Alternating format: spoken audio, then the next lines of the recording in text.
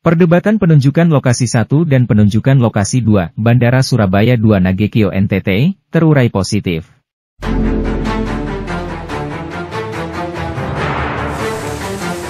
Perdebatan penunjukan lokasi 1 dan penunjukan lokasi 2, Bandara Surabaya 2 Nagekio NTT, terurai positif. Pers Warisan Budaya Nusantara, laporan jurnalis Willy Brodus, editor, Aurel. Perdebatan yang cukup panas tentang data dan hasil penunjukan lokasi 1 dan penunjukan lokasi 2 untuk pembangunan Bandara Surabaya 2 di Kabupaten Nagekio Provinsi NTT, secara bertahap mulai diurai positif oleh berbagai pihak terkait, demi pembangunan yang harus selalu maju dan berkembang dari waktu ke waktu.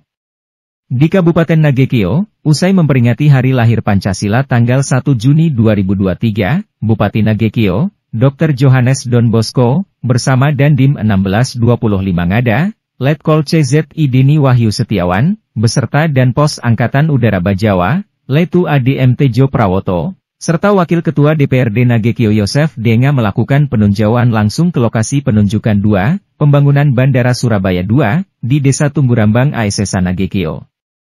Rangkuman tim media, pada Penlok 1 memang layak ditolak, sebab kawasan Penlok 1 masuk dalam area tanah TNI. Sedangkan Penlok 2 berada dalam kawasan atau tanah aset pemerintah daerah Nagekio untuk pembangunan Bandara Surabaya 2 di Nagekio. Selama ini polemik bahwa Penlok 1 dan Penlok 2. Bisa dijelaskan kenapa tidak di Penlok 1 dan sekarang di tanah sudah menjadi haknya Pemda Nagekio, dan informasi bahwa pihak TNI sudah menyerahkan sebagian untuk mendukung pembangunan Bandara Nagekio. Seperti apa nih? Terima kasih untuk kegiatan pada siang hari ini. Saya mendampingi Bapak Bupati, terus kemudian dari dan Pos AU Kupang, kita meninjau kondisi nyata real di lapangan untuk Penlok 2 ya, Penlok 2 yang sudah dikaji pada tahun 2021. Nah, kemudian untuk menyatakan betul bahwa Penlok ini tidak berada di atas tanah TNI. Nah, untuk penggunaan lahan TNI itu sambil menunggu dari keputusan Angkatan Darat. Dalam hal ini Kasat, kemudian dilaporkan kepada Mabes TNI, Panglima TNI, dan Menhan. Namun untuk main runway itu sudah nyata real di lapangan bahwa berada di tanah Pemda. Kemudian kita juga berkoordinasi untuk melihat secara nyata apakah perlu posisi FASUM nanti untuk mendukung kegiatan bandara ini di sisi sebelah utara atau di sebelah selatan. Demikian. Ini ada polemik bahwa ada beberapa pejabat itu menginginkan untuk ke Penlok 1. Tanggapannya seperti apa? Untuk masalah Penlok 1 yang sudah dikaji pada tahun 2011, pada dasarnya Angkatan Darat belum melepas atau belum menyetujui, karena ini kebutuhan mendesak, di mana sudah dirapatkan kemarin oleh Kadis Bapelitbang bahwa yang cocok adalah berada di X lapangan terbang Jepang pada Perang Dunia Kedua. Oleh sebab itu sudah ideal komposisinya di sini. Sedangkan untuk di Penlok 1 itu perlu kajian ulang, kemudian ada pertemuan 3 menteri, dalam hal ini adalah Kemenhan, Kemenkyu, dan Kemenhub, untuk menyatakan bahwa ini layak itu dalam hal ini arah bandaranya, kemudian fungsinya, berapa panjangnya, itu perlu kajian yang lebih panjang. Sementara ini kan Pemda hanya melaksanakan kajian untuk mengetahui bahwa saya butuhnya sekian, tapi untuk kelayakan tanah itu perlu dikaji ulang lebih mendalam. Dalam ini Pemda sudah melaksanakan, tapi perlu dikaji ulang oleh Kemenhub, kemudian Kemenkyu dan Kemenhan untuk menentukan berapa sih rislah yang harus dilaksanakan antara ketiga kementerian ini. Jadi Bupati sendiri kita bahwa Pemda sudah melalui Bapelitbang sudah melakukan kajian dan bahwa itu benar adanya kajian telah ada. Nah, komitmen ke depannya Pak Bupati, dari Pak Bupati sendiri untuk terkait dengan keberlanjutan pembangunan bandara ini?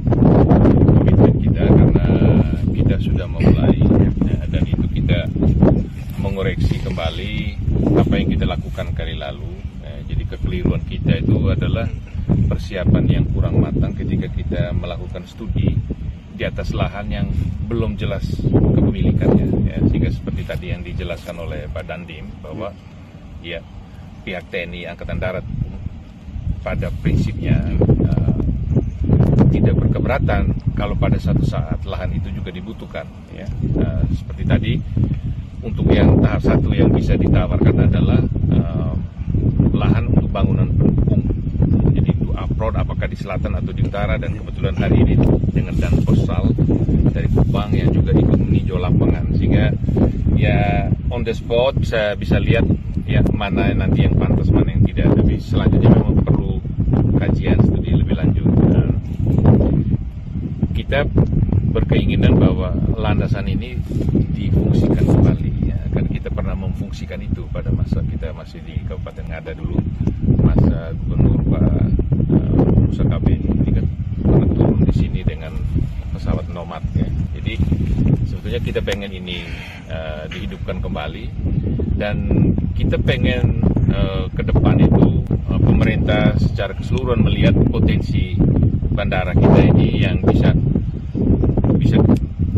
kembar ini, bisa 2 runway, lalu panjangnya bisa lebih dari 2,4, dan ini sangat ideal untuk tidak hanya untuk dari sisi pertahanan, tapi kita berada dalam ring of fire. Jadi untuk kebencanaan, akses yang paling cepat pertama biasanya lewat udara.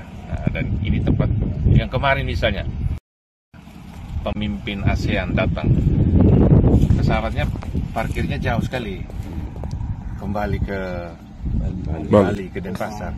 Besok-besok, kalau memang ini Labuan Bajo sudah menjadi tempat meeting, insentif, conference, dan exhibition, ya sudah ditetapkan oleh Pak Jokowi dan dipromosikan melalui pertemuan penting kemarin, ya tempat ini bisa jadi tempat parkir, jadi tidak perlu jauh. Atau kalau ada gagal landing di Labuan Bajo, yang paling dekat di sini, itu safe. Mungkin dari saya Pak Bupati, ya. Hari ini Pak Bupati bersama Pak Dandim bersama dan Posal dari Angkatan Udara hari ini turun ke lokasi bandara ini untuk memastikan bahwa bangunan benar harus dibangun di Penlok 2. Ya, ini kan supaya kita masyarakat itu terutamanya disajikan informasi yang akurat dari orang-orang yang bertanggung jawab, mengerti masalahnya, data yang dikumpulkan benar, itu saja. Jadi saya sebagai bupati tidak mau wilayah daerah ini disajikan oleh data yang separuh-separuh saja, ya, dan membuat masyarakat bingung. Ya. Gitu. Okay.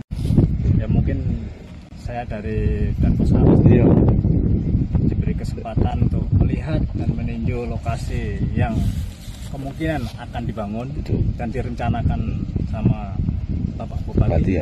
Nah, sangat mendukung karena di sini termasuk strategis. Kita di NTT itu termasuk perbatasan, 2 perbatasan, Australia sama Timur. Jadi di sini kemungkinan kalau seandainya dibangun pangkalan atau bandara, mungkin yang dibilang Pak Bupati minimal 2,4 itu sudah cukup, karena nanti pesawat dari AU Hercules melalui yang dibilang untuk tanggap bencana itu lebih cepat dari udara. Nah, mungkin itu saja.